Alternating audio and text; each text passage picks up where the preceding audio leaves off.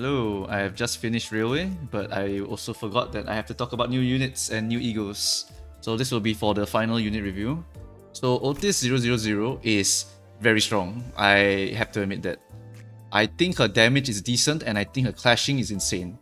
She has a passive, not the passive. She has a base power of 6 plus 4, which is really good because most characters have a 4 base or a 5 base, for example. And then it would be like a 4 plus 6 or 4 plus 3 in the case of someone like G. Gregor, for example. But in her case, it's 6 plus 4, and the reason why this is good is because high base plus her passive, which opponents always have -2 clash power. So she has a really strong chance to win a lot of these clashes. You can argue that it's to offset the growth being 0.68, but it's not super bad. It's 0.7-ish actually, if you think about it.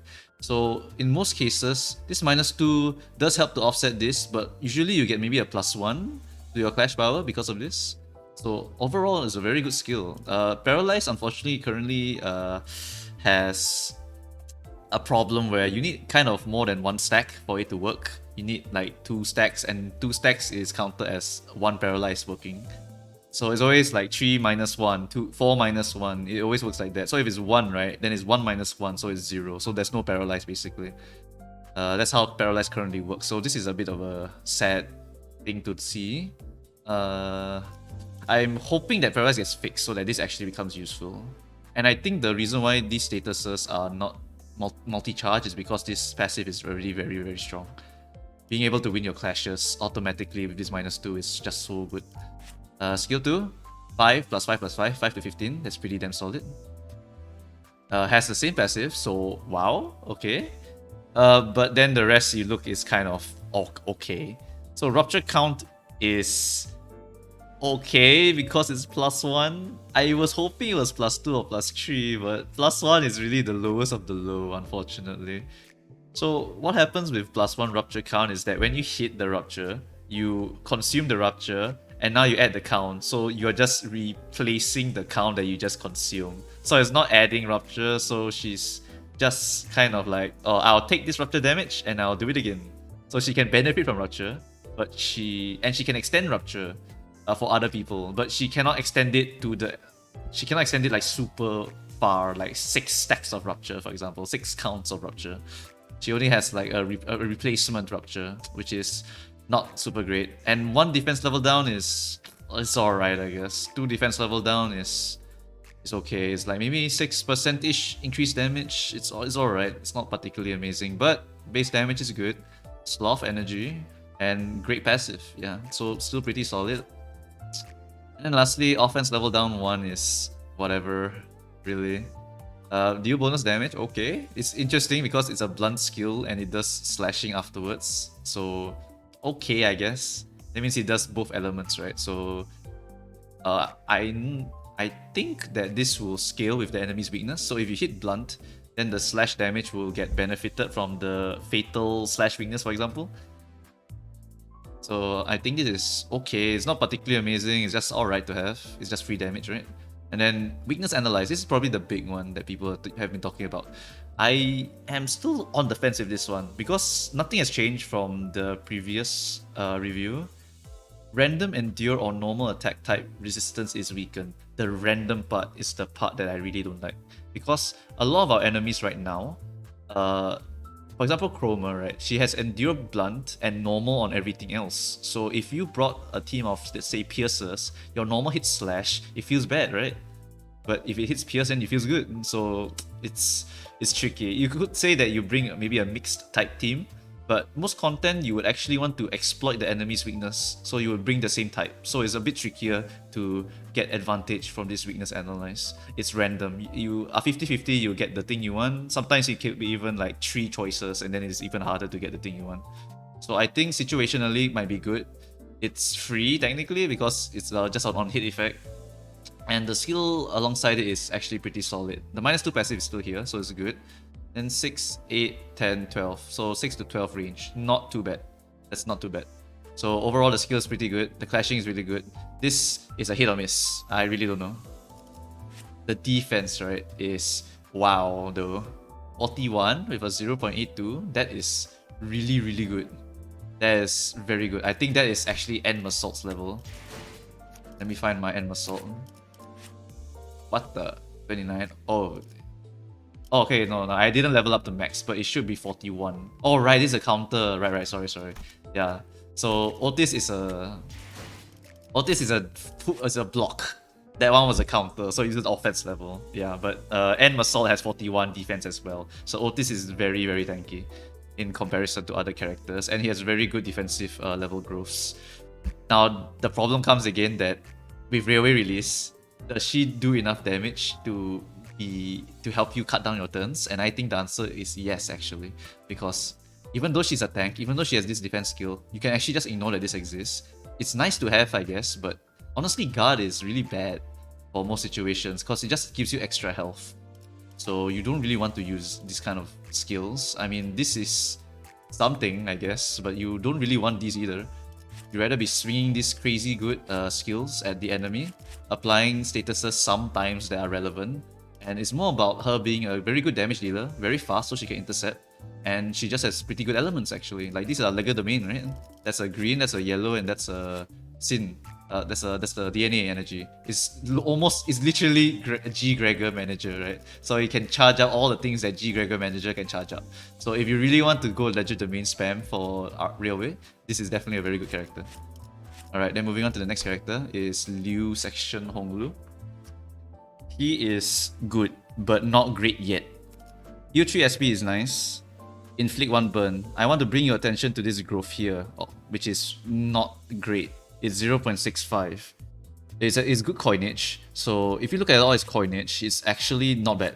It's a lot of damage, but the clashing leaves a little bit to be desired because of this really bad growth rate.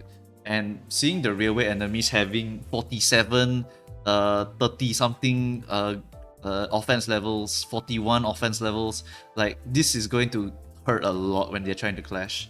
I think Chroma was 41, but I saw Headless Ickfist in the railway had 50 something. It's some crazy number. And when I see this kind of growth rate against that 50 something, I'm thinking to myself, he's never going to win a clash ever. I'm going to have to pop an ego and hope that the base power is enough to win.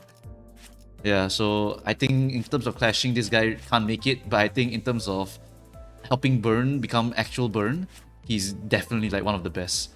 He inflicts, okay, so look, he inflicts 1 burn count, and then at 30 SP he inflicts 1 more, and at 45 he inflicts 2 more. That's 1, 2, 3, 4. That's 4 burn count.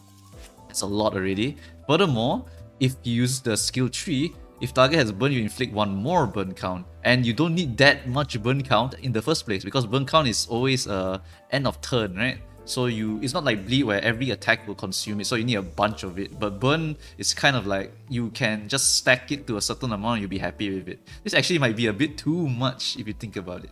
But at the same time, if you look at this skill here, if the target has 6 burn, so stacking burn makes sense, and then you raise the stagger threshold, so he's helping you raise the stagger amounts of the enemy. So this is like really, really good for burn teams. I can feel it. Burn team is going to exist soon. It just needs a 000 to come, and then burn teams will exist. Maybe we get Xiao from Ruiner. That could be a very good option. I actually want to look at Assault for a little bit. Okay, for Assault. Oh shit, I don't have the uptie. Unlucky. Let me check crit run for a little bit. Because I think Assault also has Assault also has some benefits when the enemy has 6 plus burn or something like that. Let's see, Liu Section 6 Assault.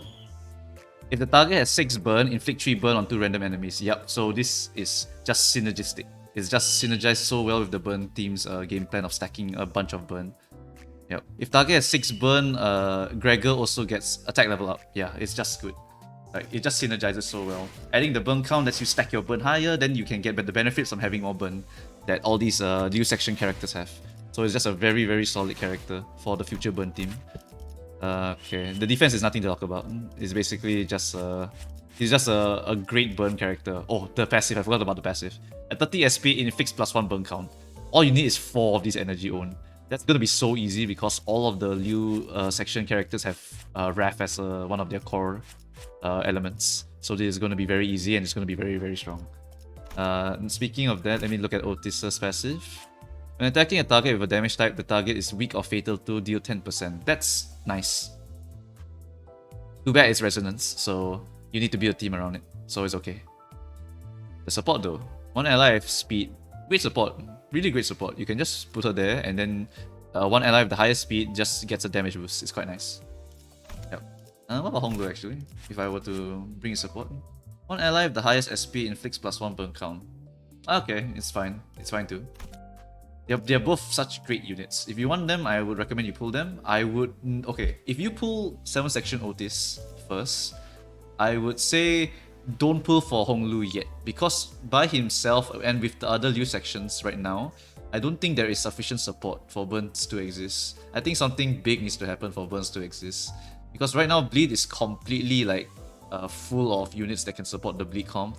And they are just so strong right now.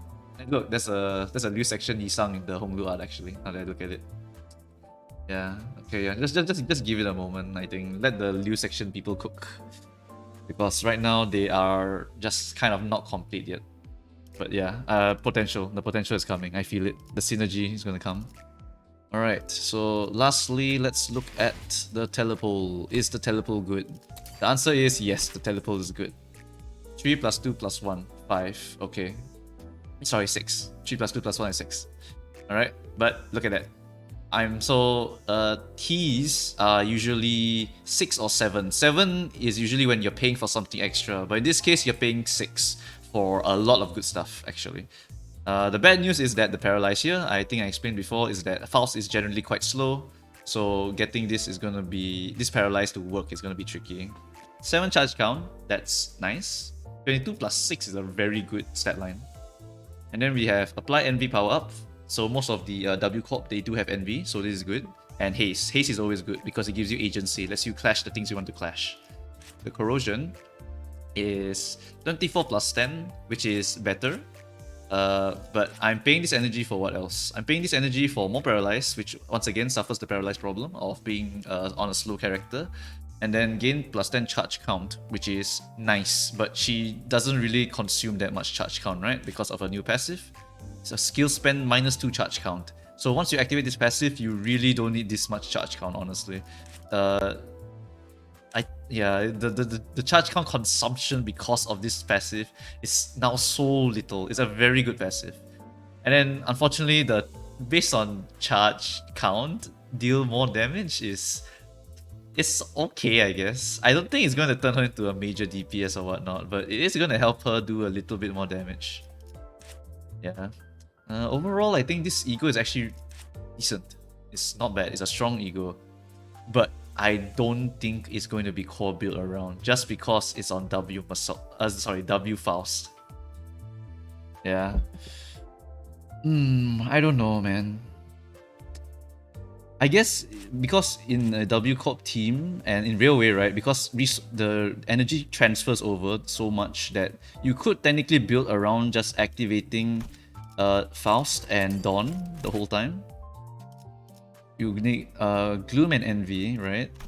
Okay, and then for Dawn you need Wrath and Lust, I think? The DNA, Wrath and DNA. So let's look at some of the W Corp people.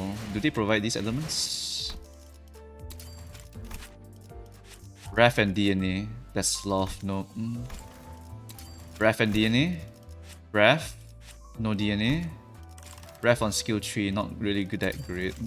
Wrath and DNA, only Wrath. Okay, the DNA part is gonna be a bit tricky if you want to run that ego, sadly.